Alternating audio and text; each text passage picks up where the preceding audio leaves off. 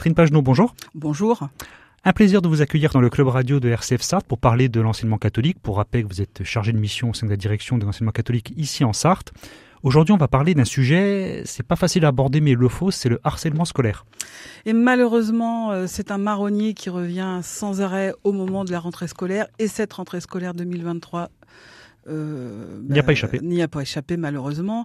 Avec pour rappel, pourquoi parce que le suicide d'un jeune collégien et le ministre montant au créneau quand il a découvert que le rectorat de Versailles avait envoyé une lettre qu'il a qualifiée de honteuse à la famille de ce jeune qui s'est suicidé. Alors le courrier était du mois de mai, le jeune s'est suicidé en septembre, mais c'est vrai que c'est dramatique, dramatique.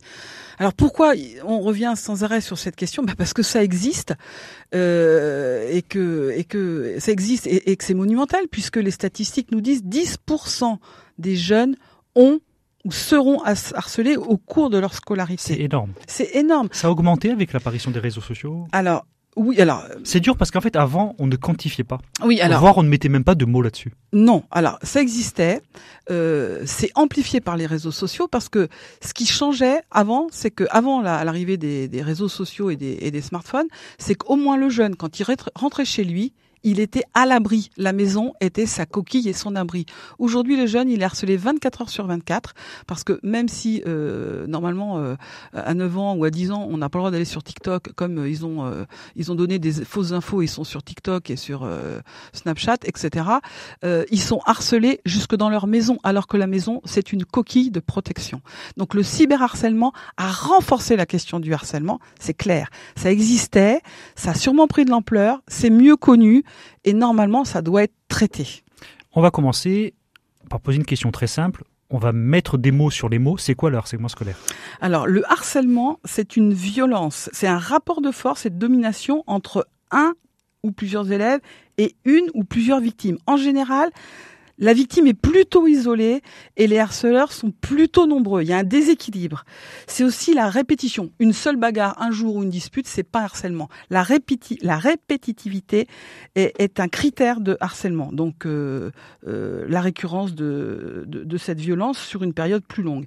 Et puis, c'est l'isolement de la victime. La victime est de plus en plus isolée, de plus en plus faible et dans l'incapacité de se défendre et souvent dans l'incapacité de parler puisqu'on la menace en lui disant « si tu dis, tu t'en reprendra encore plus ».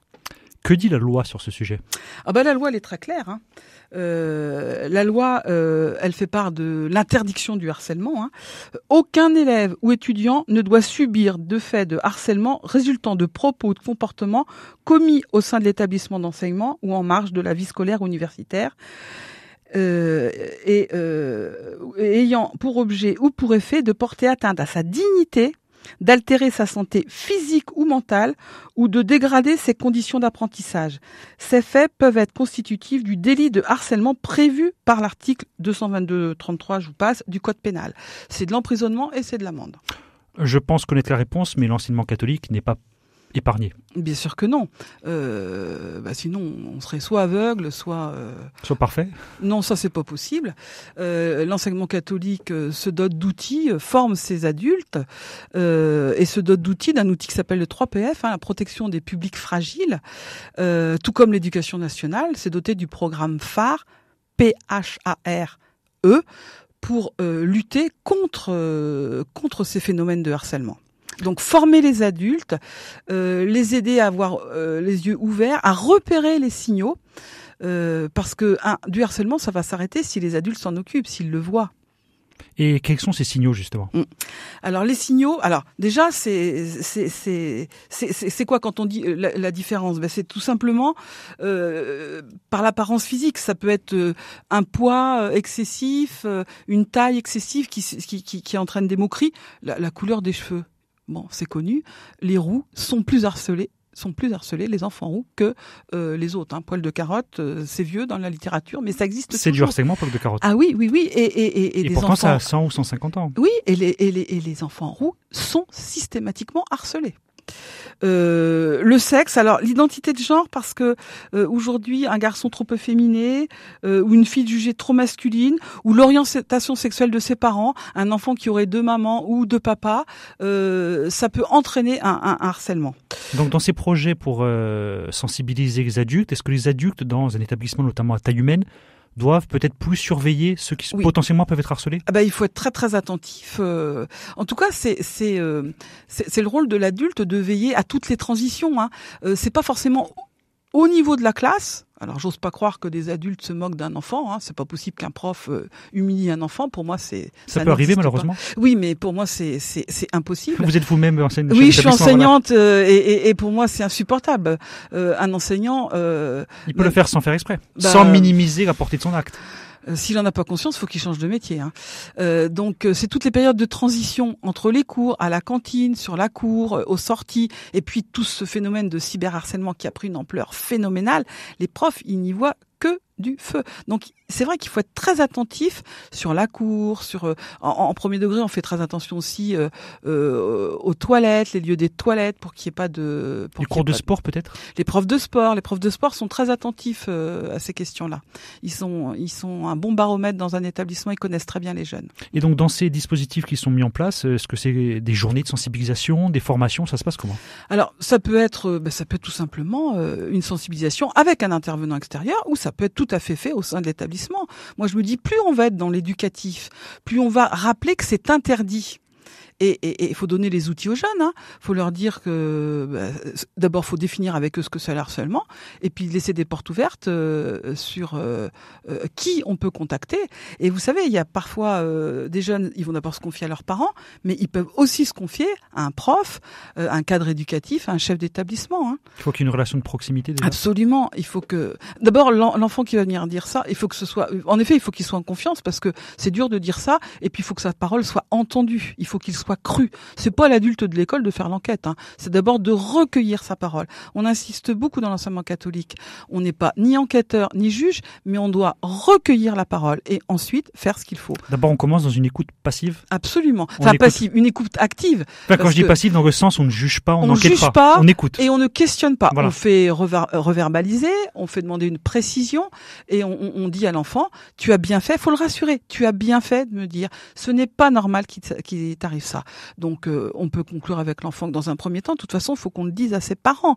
S'il est harcelé sur le chemin de l'école, par son téléphone, etc., il faut bien sûr que les parents... Alors il y a des fois des enfants qui disent non, je veux pas. Si, il faut vraiment lui dire que ses parents sont les premiers responsables. Donc on va travailler avec ses parents pour savoir comment le protéger. Puis après, il faut travailler avec les supposés harceleurs, donc c'est-à-dire que il faut pouvoir, parce que vous savez, je veux pas défendre les harceleurs, mais les harceleurs, les statistiques disent qu'ils ont eux-mêmes souvent été harcelés. Comme les enfants battus deviennent parfois des parents abusifs, ça peut arriver. Donc on reproduit un schéma. Il y a des collégiens qui sont harceleurs car ils ont été harcelés. Donc la question du harceleur, elle est aussi importante parce qu'il faut la traiter. Est-ce qu'il y a des moyens d'éloigner les harceleurs dans le privé, par exemple? Alors, éloigner. Bon, déjà, moi, je crois beaucoup à l'éducatif, donc il faut travailler sur place. Là, ce qui est sorti cette année, c'est avant, on faisait changer d'établissement où on demandait à l'enfant harceleur de quitter les. Non, c'était souvent l'enfant harcelé qui changeait d'établissement. Là, depuis cette rentrée, les consignes sont non, c'est pas le harcelé qui doit quitter l'établissement, c'est le harceleur.